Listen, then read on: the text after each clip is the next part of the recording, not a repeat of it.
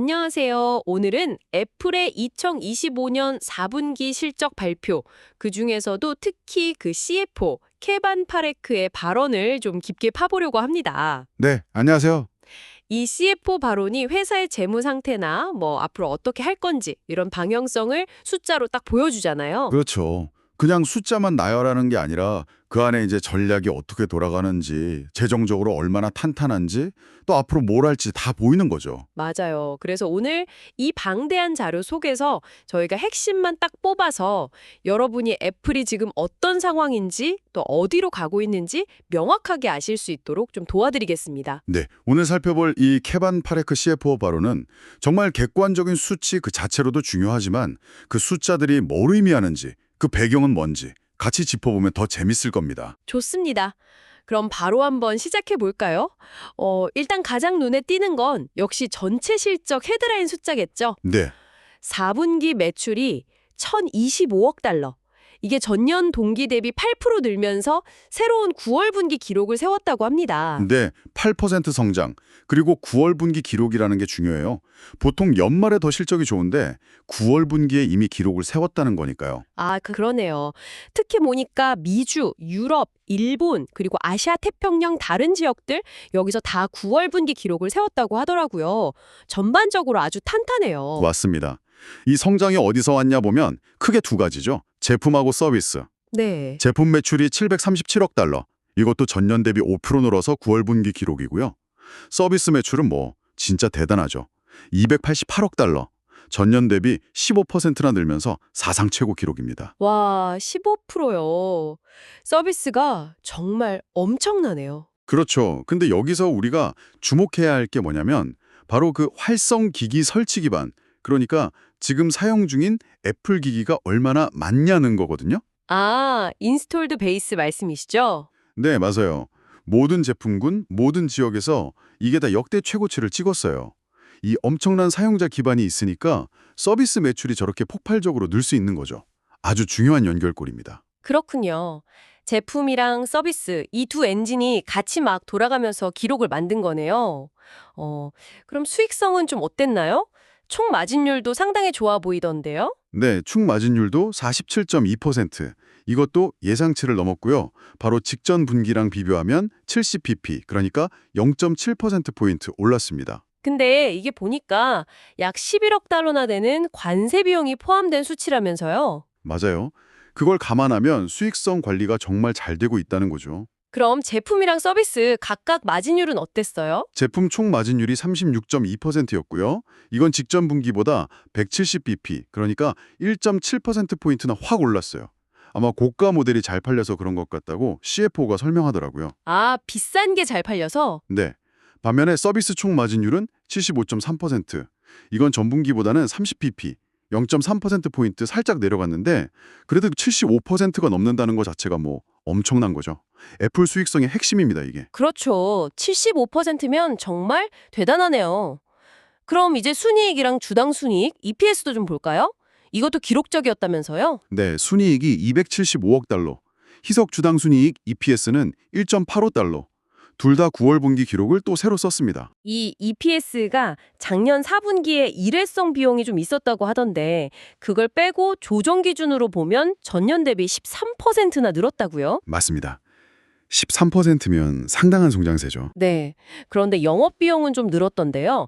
159억 달러로 전년 대비 11% 증가했던데 이건 왜 그런 건가요? 아, 그건 CFO가 명확하게 얘기했어요. 대부분 연구개발, 그러니까 R&D 투자 때문이라고요. 아, R&D, 미래를 위한 투자군요. 그렇죠. 당장 비용은 늘지만 미래 기술이랑 제품 혁신에 계속 투자하고 있다는 중요한 신호로 봐야 합니다. 그리고 영업 현금 흐름도 297억 달러로 역시 9월 분기 기록이고요. 이렇게 현금이 계속 잘 들어오니까 애플이 혁신도 하고 또 주주들한테 환원도 할 수 있는 거죠. 그러네요. 이 재무 건전성이 바로 애플의 힘이군요. 여러분께도 이게 중요한 이유가 바로 이런 탄탄한 기반 위에서 애플의 다음 행보가 나오기 때문이겠죠? 맞습니다. 자, 그럼 이제 각 사업 부문별로 좀 더 자세히 들어가 보죠. 역시 아이폰부터 시작해야겠죠? 매출이 제일 크니까요. 네, 아이폰이죠. 매출 490억 달러, 전년 동기 대비 6% 증가. CF4는 아이폰 16 시리즈가 이 성장을 이끌었다고 하던데요. 네, 아이폰 16 반응이 좋았나 봅니다. 지역별로 보면 대부분 시장에서 아이폰 매출이 늘었고요. 특히 중남미, 중동, 남아시아 같은 신흥시장 여러 곳에서는 9월 분기 기준으로 역대 최고 매출을 찍었다고 해요. 아, 신흥시장이요. 인도는 어땠어요? 인도 얘기도 좀 나왔던 것 같은데? 네, 인도는 특히 더 좋아서 분기 기준 역대 최고 매출이었다고 합니다. 정말 주목할 만한 성장세죠. 와, 근데 여기서 단순히 매출만 볼 게 아니라면서요? 이것도 9월 분기 기록을 세웠다는 점이 중요합니다. 아, 업그레이드 수요도 많았군요. 네, 이게 뭘 보여주냐면 아이폰 쓰는 사람들이 충성도가 엄청 높고 애플 생태계에 딱 묶여 있다는 거죠. 이게 여전히 강력하다는 증거입니다. 그렇군요. 한 번 쓰면 빠져나가기 어려운 그런 거네요. 자, 다음은 맥입니다. 매출이 87억 달러, 전년 대비 무려 13%나 늘었어요. 네, 13%면 상당하죠.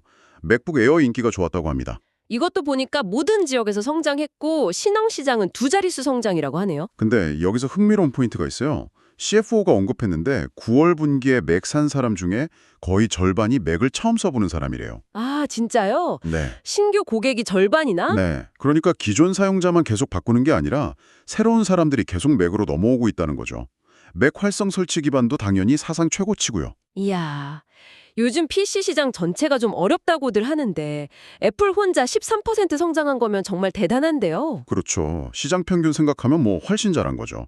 그리고 말씀하신 것처럼 신규 사용자 유입은 생태계 확장 면에서 아주 긍정적인 신호고요. 네, 다음은 아이패드 볼까요? 매출 70억 달러, 이건 전년하고 비슷하다고 나왔네요. 네, 이건 작년에 아이패드 에어랑 프로 신제품이 워낙 잘 나와서 올해 실적 비교가 좀 부담스러웠을 거예요. CFO도 그 점을 얘기하면서 그래도 예상보다는 괜찮았다? 이렇게 평가하더라고요. 아, 작년 실적이 너무 좋아서 상대적으로 그려 보이는 거군요. 네, 그렇죠. 소위 말하는 하이 컴페어 때문에 그런 건데 숫자만 보고 정체됐네? 이렇게 볼 건 아니라는 거죠. 더 중요한 건 아이패드 활성 설치 기반도 역대 최고치를 찍었고 9월 분기에 아이패드로 업그레이드한 사람 수도 기록적이었다는 점이에요. 이것도 업그레이드가 많았군요. 네.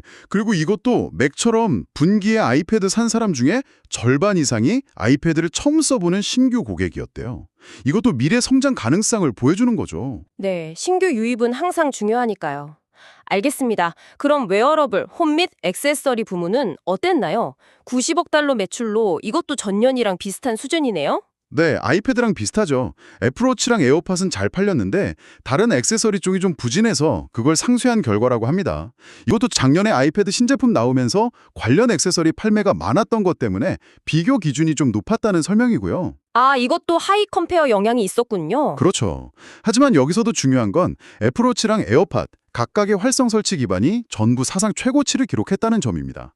특히 애플워치는 9월 분기 구매자 절반 이상이 워치 처음 쓰는 사람이었고 기존 워치 사용자 업그레이드 수도 9월 분기 기록이었다고 해요. 워치도 신규 사용자가 절반 이상. 대단하네요. 네, 이런 웨어러블 기기들이 아이폰이랑 같이 쓰면서 사용자를 애플 생태계에 더 깊게 묶어두는 역할을 하거든요. 설치 기반이 늘고 신규 사용자가 계속 들어온다는 건 이 전략이 잘 먹히고 있다는 거죠. 알겠습니다. 자, 그리고 이제 서비스 부문. 와, 이건 정말 숫자가 놀랍네요. 분기 매출 288억 달러. 사상 최고치에 전년 대비 성장률이 15%라고요. 네, 15%. 진짜 대단하죠. 지역적으로 봐도 뭐 미주, 유럽, 일본, 아태 지역 다 역대 최고 기록이고 중화권에서도 9월 분기 기록을 세웠다고 하니까 전 세계적으로 다 잘 된 겁니다. 와, 서비스가 정말 애플의 확실한 성장 동력이 됐네요. 그렇죠. 이게 애플 전체 수익성도 끌어올리고 또 매출이 꾸준히 예측 가능하게 들어오게 하는데 결정적인 역할을 하죠. CFO 말로는 대부분 서비스 카테고리에서 성장세가 전분기보다 더 빨라졌다고 하더라고요. 더 빨라졌다고요? 어떤 것들이 특히 좋았나요? 특히 결제 서비스, 페이먼트 서비스 쪽 포함해서 여러 카테고리에서 역대 최고 매출을 찍었고 애플페이 활성 사용자 수도 두 자릿수 성장세를 보였다고 합니다. 아, 애플페이도요? 네, 이런 성장의 밑바탕에는 아까부터 계속 말씀드린 그 활성기기 설치 기반 확대, 이것과 더불어서 사용자들이 실제로 서비스를 많이 쓴다는 거, 즉 참여도 증가가 있는 거죠. 실제로 거래 계정이나 유료 구독 계정 수가 다 역대 최고치였다는 CF 언급이 그걸 딱 보여줍니다. 그렇군요. 그리고 CFO가 짚어준 것 중에 2025 회계연도 전체로 보면 서비스 매출이 사상 처음으로 1,000억 달러를 넘었다면서요? 네, 맞아요. 1,000억 달러 돌파. 정말 큰 이정표죠. 전년 대비 14% 성장한 결과고요. 단순히 기존 서비스만 잘 되는 게 아니라 뭐 애플페이 지원 국가도 90개국으로 늘리고 또 애플케어 플랜 여러 개를 하나로 묶는 애플케어 원 같은 것도 새로 내놓고 계속 확장하려는 노력도 보이네요. 그렇죠. 이렇게 서비스 부문이 계속 고성장하는 걸 보면 애플이 이제 단순한 하드웨어 회사가 아니라 정말 강력한 플랫폼과 서비스를 가진 기업으로 완전히 자리 잡았다는 걸 확실히 보여주는 것 같습니다. 고 캐피털원이 맥북 에어 주고 체코은행은 아예 애플 생태계에 투자하고 퍼듀 대학은 비전 프로로 뭔가 한다고요? 맞아요. 그런 사례들을 들었죠. BMW는 디지털 역량 강화, 캐피털원은 직원용 맥북 에어 추가 도입, 체코 최대은행은 애플 생태계 전반에 투자, 그리고 퍼듀 대학은 애플 비전 프로로 공간 컴퓨팅 허브를 만든다는 내용이었습니다. 이런 기업 시장 공략이 애플한테는 어떤 의미가 있을까요? 이게 단순히 기기 판매량을 늘리는 것 이상이에요. 애플 플랫폼이 개인 생활뿐만 아니라 이제 업무 환경의 핵심 도구가 되게 만드는 거고 이걸 통해서 기업 생산성도 높일 수 있다는 걸 보여주는 과정이죠. 아, 업무 환경으로 파고드는 거군요. 그렇죠. 특히 그 퍼듀 대학의 비전 프로 활용 사례는 아직 초기 단계지만 이 공간 컴퓨팅이라는 새로운 기술이 앞으로 교육이나 연구, 더 나아가서 여러 산업 현장에서 어떻게 쓰일 수 있는지 그 가능성을 보여주는 거라 흥미롭습니다. 애플에게는 또 다른 성장 엔진이 될 수도 있고요. 네, 비전 프로의 활용 사례가 더 많이 나오면 재밌겠네요. 자, 그리고 애플 하면 또 빼놓을 수 없는 게 막대한 현금이죠. 재무 상태랑 주주환원 정책에 대해서도 CFO가 잠깐 얘기했죠. 네. 분기 말 기준으로 애플이 가진 현금이랑 시장성 유가증권이 1,320억 달러. 어마어마하죠? 1,320억 달러. 와. 네. 여기서 총부채 990억 달러 정도를 빼면 순현금, 그러니까 넷캐시는 340억 달러 수준이라고 밝혔습니다. 9억 달러는 배당금으로 나갔고 나머지 200억 달러는 자사주 매입에 사용됐다고 합니다. 200억 달러나 자사주 매입에 그렇죠. 이 엄청난 현금 보유량이 애플에게 주는 의미는 뭘까요? 바로 엄청난 전략적 유연성이죠. 대규모 R&D 투자도 마음껏 하고 괜찮은 회사가 있으면 M&A 기회도 잡고 또 혹시 경기가 안 좋아지거나 시장의 변해도 버틸 수 있는 강력한 완충 장치가 되는 겁니다. 그리고 꾸준히 자사주 매입하고 배당 주는 건 주주 가치를 중요하게 생각한다는 걸 보여주는 거고요. 그렇군요. 정말 든든한 기반이네요. 자, 그럼 이제 실적 발표의 하이라이트죠. 다음 분기 전망, 가이던스로 넘어가 보겠습니다. 먼저 CFO가 2025 회계연도 전체 실적을 다시 한번 정리했죠. 네, 전체 매출 4,160억 달러로 기록적이었고 아이폰, 맥, 아이패드 서비스 다 성장했고 주요 시장 대부분에서 역대 최고 기록 세웠다. 이렇게 요약하면서 아주 긍정적인 분위기를 이어갔습니다. 이런 좋은 흐름을 바탕으로 다음 분기, 그러니까 회계연도 1분기, 10월에서 12월 전망을 내놨는데 단서 조항이 좀 있었죠. 네, 현재 관세율이 그대로 유지되고 거시 경제 상황이 지금보다 더 나빠지지 않는다는 가정 하에 발표된 내용입니다. 알겠습니다. 그래서 핵심 전망치가 어떻게 나왔나요? 핵심은 이거죠. 12월 분기 전체 매출이 전년 동기 대비 10%에서 12% 성장할 거다. 그래서 역대 최고의 분기, 베스트 쿼터 에버 실적을 기록할 걸로 예상한다. 와, 10에서 12% 성장, 연말 대목에 대한 자신감이 엄청나네요. 그렇죠. 특히 아이폰 매출은 두 자릿수 성장을 해서 역대 최고의 아이폰 분기, 베스트 아이폰 쿼터 에버가 될 걸로 기대한다고 아주 강하게 얘기했습니다. 아이폰에 대한 기대가 정말 크군요. 근데 모든 부문이 다 좋을 거라고 보진 않았죠? 맥은 좀 어렵다고 했던 것 같은데요. 맞아요. 맥은 작년 같은 기간에 M4 칩 기반 신제품들이 막 쏟아져 나왔었거든요. 맥북 프로, 맥미니, 아이맥 이런 것들이요. 그래서 올해는 비교 기준이 너무 높아서 매우 어려운 비교에 직면할 거라고 솔직하게 얘기했습니다. 그렇군요. 작년에 너무 잘해서. 네. 반면에 서비스 매출은 2025 회계연도 전체 성장률이랑 비슷하게 그러니까 한 14% 내외로 꾸준히 성장할 걸로 봤고요. 서비스는 여전히 견조하네요. 그럼 마진율 전망은 어땠어요? 관세 영향도 있다던데. 네, 전체 총 마진율은 47%에서 48% 사이로 제시했는데 여기에 4분기보다 좀 더 늘어난 약 14억 달러 규모의 관세 영향이 포함되어 있다고 합니다. 비용 부담이 있는데도 마진율은 여전히 높게 유지될 거로 보는군요. 그렇죠. 그 점이 좀 주목할 만하고요.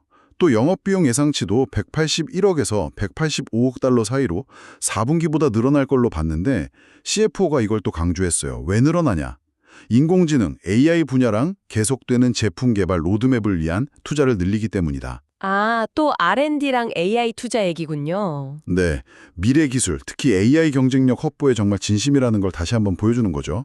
그 외에 기타 수입 비용, OI&E나 세율, 배당금 지급 계획 같은 재무 관련 세부 전망치들도 간단하게 나왔습니다. 자, 그럼 이 모든 CFO의 발언과 전망을 쭉 종합해보면 우리는 어떤 그림을 좀 그려볼 수 있을까요?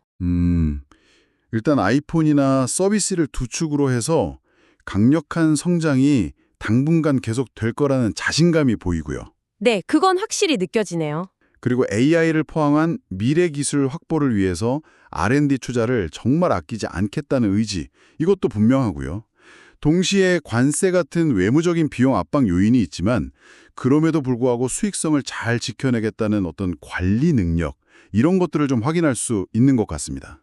특히 기록적인 실적을 발표하는 자리에서 R&D나 AI 투자를 계속 늘리겠다고 강조한 게 인상적이네요. 단기 비용보다는 장기적인 혁신을 보겠다는 거죠. 맞습니다. 그게 바로 애플의 전략적인 방향성을 아주 명확하게 보여주는 부분이라고 생각해요. 눈앞의 이익보다는 더 멀리 보고 투자하겠다는 거니까요. 네. 오늘 저희가 애플 CFO 케반 파레크의 발표 내용을 통해서 지난 4분기 실적이 얼마나 탄탄했는지, 또 여러 부문에서 기록적인 성과가 나왔다는 걸 확인했습니다. 특히 아이폰과 서비스가 정말 강력했고요. 네, 그렇죠. 그리고 앞으로 다가올 분기에 대한 자신감 넘치는 전망과 함께 그 뒤에 숨겨진 전략적인 고민들까지 좀 엿볼 수 있었던 것 같습니다. 마지막으로 여러분께 한 가지 좀 생각해 볼 거리를 던져드리고 싶어요.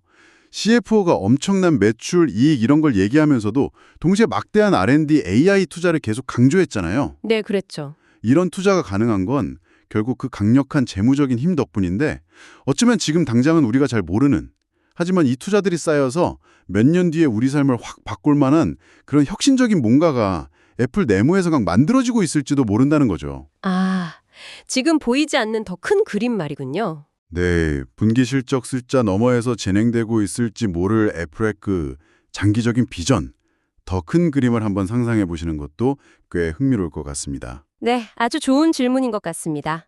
오늘 저희 분석이 여러분께 유익한 정보가 되었기를 바랍니다. 함께해 주셔서 정말 감사합니다. 감사합니다. 다음 시간에 또 다른 흥미로운 주제로 찾아뵙겠습니다.